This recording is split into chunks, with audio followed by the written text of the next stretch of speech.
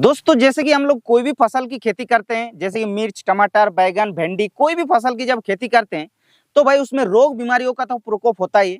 और रोग बीमारियों का प्रकोप होगा तो निश्चित तौर पे हम लोग उसमें दवा को छिड़काव भी करते हैं। लेकिन क्या हम लोग सही से दवा को छिड़काव करते हैं और सही दवा को छिड़काव करते हैं?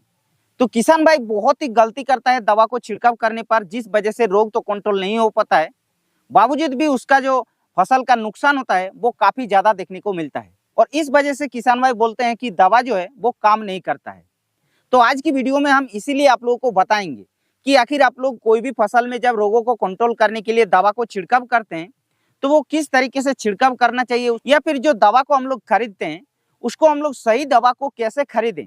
क्योंकि किसान भाई ये भी बहुत ही ज्यादा गलती करता है कि दवा को दुकानदार के पास लेते हैं लेकिन वो सही दवा को सिलेक्शन नहीं कर पाते हैं। तो आज की वीडियो में हम इसीलिए पूरे डिटेल्स में इसी के बारे में बात करेंगे। तो ये वीडियो आप लोगों के लिए बहुत ही हेल्पफुल रहेगा अगर आप लोग वीडियो को लास्ट तक देखेंगे तो इसीलिए बता रहे हैं कि वीडियो को लास्ट तक देखिए। बट उससे पहले अगर हमारे इस चैनल पर पहली बार आ रहे हैं तो चैनल को सब्सक्राइब जरूर कर लीजिएगा, क्योंकि हम इस चैनल पर ऐसा ही वीडियो डालते रहते हैं। तो दोस्तों सबसे पहले बात कर लेते हैं, जैसे कि कोई भी फसल हम लोग खेती करते हैं तो उसमें जो रोग बीमारियों को कंट्रोल करने के लिए दवा को हम लोग सिलेक्शन करते हैं, दुकानदार के पास जाते हैं, दवा को लेते हैं। तो देखिए आप लोगों को बता दे रहे हैं, किसान भाई जो मेन गलती करता है तो दुकानदार के पास जाते हैं और बोलते हैं एक हमारे जो फसल में जैसे कि मान लीजिए कोई भी कीटों का प्रकोप हुआ है तो एक इंसेक्टिसाइड दे दीजिए, इस तरीके से किसान भाई बोलते हैं। तो ये जो गलती करता है किसान भाई, आप लोगों को आजकल के जमाने में थोड़ा सा एडवांस होना जरूरी है और इसीलिए आज की वीडियो आप लोगों के लिए बहुत ही स्पेशल है। तो जब आप लोग दवा को सिलेक्शन करते हैं, दुकानदार के पास जाते हैं, तो आप लोगों को एक चीज बता रहे हैं कि एनी टाइम आप लोगों को, यानी कि जब भी आप लोग कोई भी दवा को लेते हैं तो आप लोगों को जो ब्रांडेड दवा होता है उसी को सिलेक्शन करना है। क्योंकि आजकल के जमाने में दुकानदार बहुत ही लोकल दवा बेचते हैं। अगर आप लोगों को सही से दवा लेना है तो आप लोगों को हर टाइम ब्रांडेड दवा को सिलेक्शन करना है। तो ब्रांडेड दवा आप लोगों को लेना है, ये सबसे पहला ध्यान रखना है।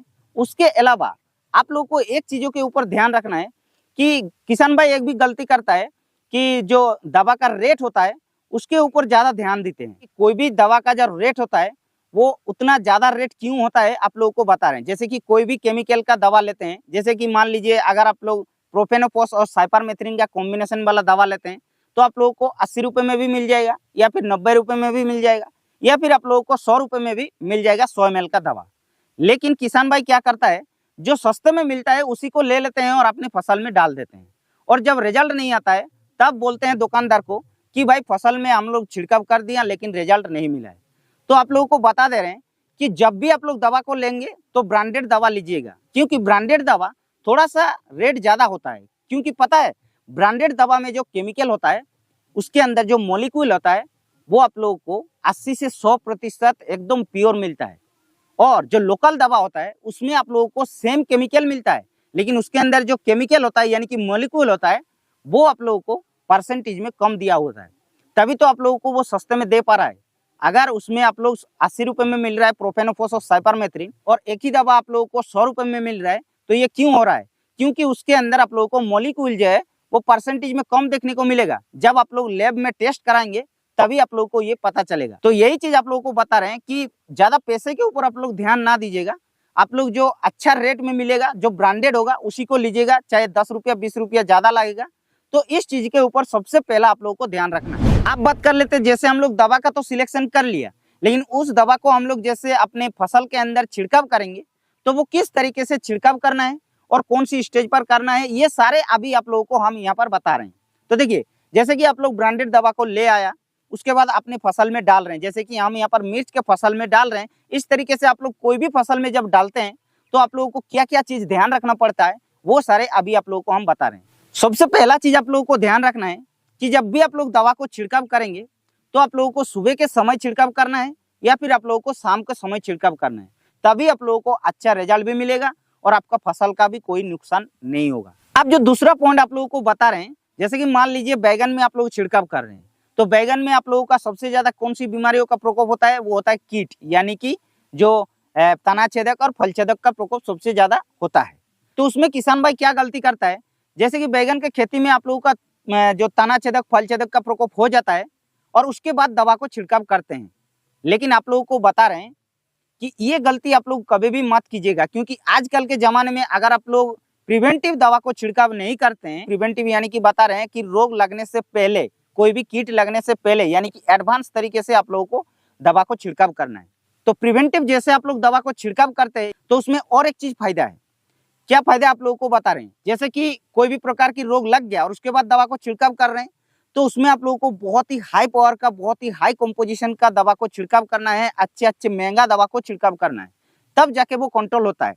लेकिन अगर आप लोग प्रिवेंटिव में छिड़काव करते हैं तो उसमें आप लोगों को बहुत ही सस्ते दवा को अगर आप लोग छिड़काव करते हैं तो उसमें कोई भी प्रकार की कीटों का या फिर रोगों का प्रकोप होगा ही नहीं। तो ये आप लोगों को बहुत ही बड़ा पॉइंट एक निकल करके आ जाता है। उसके अलावा तीसरा चीज आप लोगों को ध्यान रखना ये है कि जैसे कि कोई भी फसल की खेती में आप लोग पीजीआर को तो डालते ही होंगे, यानी कि टॉनिक वगैरह को तो डालते होंगे। तो इसमें आप लोग क्या गलती करते हैं किसान भाई, आजकल के जमाने हम देख रहे हैं कि फसल में कोई भी इंसेक्टिसाइड डाल रहे हैं या फिर कोई भी फंगिसाइड डाल रहे हैं तो उसके साथ पीजीआर भी मिला करके डाल दे रहे हैं। आप लोगों को बता रहे हैं फसल का सिचुएशन के हिसाब से आप लोगों को पीजीआर या फिर टॉनिक को इस्तेमाल करना है। जैसे कि मान लीजिए अगर आप लोगों का मिर्च का फसल है या फिर कोई भी फसल है, फसल बहुत ही हरा भरा है, फिर भी दवा को छिड़काव कर देते हैं किसान भाई, लेकिन उसमें आप लोगों को सबसे बड़ा नुकसान क्या होता है पता है, कि फसल जितना आप लोगों का हरा भरा होगा उतना ही ज्यादा कीटों का प्रकोप होता है। तो जरूरत से ज्यादा आप लोग टॉनिक या फिर पीजीआर को इस्तेमाल मत कीजिएगा, नहीं तो ज्यादा से ज्यादा आप लोगों को नुकसान ही देखने को मिलेगा। आप बात कर लेते हैं दवा को हम लोग कैसे छिड़काव करेंगे। तो देखिए, जैसे कि आप लोगों का 15 से 16 लीटर का टंकी है, तो उसमें आप लोगों को दवा को छिड़काव कैसे करना है। सबसे पहला चीज आप लोगों को पानी को ले लेना चाहिए, लेकिन पानी आप लोगों का शुद्ध पानी होना चाहिए। ऐसा नहीं कि कहीं भी एक पानी ले लिया और वहां पर दवा डाल दिया और छिड़काव कर दिया, उसमें आप लोग को 100% रिजल्ट नहीं भी मिल सकता है। इसलिए जो पानी होना चाहिए वो बहुत ही साफ होना चाहिए, शुद्ध पानी होना चाहिए और उसमें आप लोगों को दवा को छिड़काव करना है। तो शुद्ध पानी को सबसे पहले ले लेना चाहिए। उसके बाद पानी आप लोगों को पूरा एकदम फुल लेवल तक भर नहीं देना चाहिए। पहले तो आप लोगों को 50% पानी लेना है, आधा पानी लेना है आप लोगों का टंकी में। उसके बाद आप लोगों को दवा को लेना है। और दवा को जो आप लोगों को लेना है तो सबसे पहले ध्यान रखना है कि दवा कौन सी फॉर्मुलेशन में, क्योंकि आजकल के जमाने हम देख रहे हैं कि ज्यादा एससी फॉर्मुलेशन में दवा को निकाल रहे हैं कंपनी। एससी फॉर्मुलेशन के मतलब सस्पेंशन कॉन्सेंट्रेट होता है, यानी कि जो केमिकल लिक्विड होता है वो सफेद कलर का गाढ़े फॉर्म पे मिलता है, जिस वजह से दवा जो है वो डब्बे के नीचे ही रह जाता है। तो इसीलिए ये गलती आप लोगों को नहीं करना है। दवा को जब भी आप लोग ले रहे हैं एससी फॉर्मुलेशन के दवा को, तो आप लोग को सबसे पहले इस तरीके से हिला लेना चाहिए और उसके बाद ही आप लोगों को माप कर ही आप लोगों को टंकी में डालना है। अगर आप लोगों का इसी फॉर्मुलेशन में दवा है तो कोई दिक्कत नहीं, उसमें आप लोगों को हिलाने का कोई जरूरत नहीं है। फिर भी अगर आप लोग हिला के टंकी में डालते हैं तो आप लोगों को अच्छा ही बेनिफिट मिलेगा। तो इस तरीके से दोस्तों, अगर आप लोग इस छोटे छोटे पॉइंट को ध्यान रखते हुए फसल में दवा को छिड़काव करते हैं तो हम यहाँ पर गारंटी के साथ बता रहा हूँ कि एक ही बार में रोग या फिर कीट कोई भी हो कंट्रोल हो जाता है। तो इस वीडियो में इतना ही। अगर वीडियो अच्छा लगा तो वीडियो को एक लाइक जरूर कर दीजिएगा और हाँ, हमारे इंस्टाग्राम पे भी आप लोग जरूर से फॉलो कर लीजिएगा, क्योंकि हम इंस्टाग्राम पे बहुत ही अच्छे पोस्ट डालते रहते हैं।